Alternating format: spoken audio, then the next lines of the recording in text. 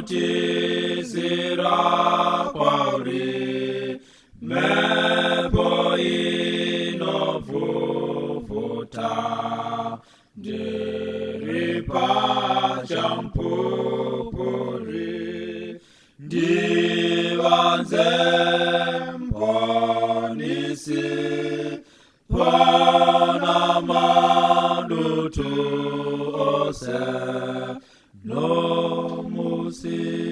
wokupera, kanjira mweya wangu, handine gomo rimwe, ndokuchemera iwe, urege kundisiya, ndiamure netsitsi, ndinotenda kwauri, ndinoponiswa newe, fukidza musoro wangu namapapiro ako, handidi chimwe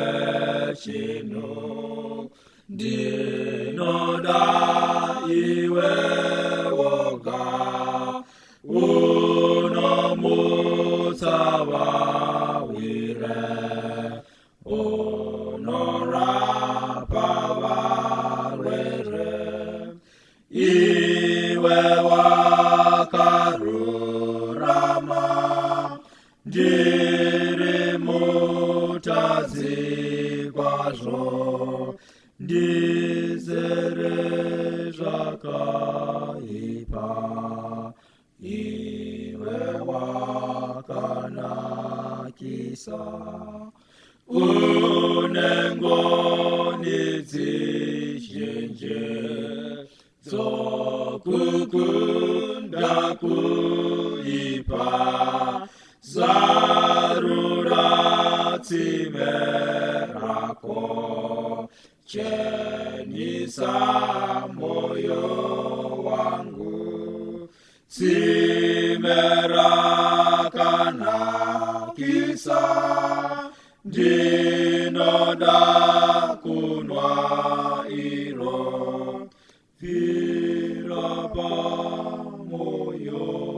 wangu, kara kuzimbabwe.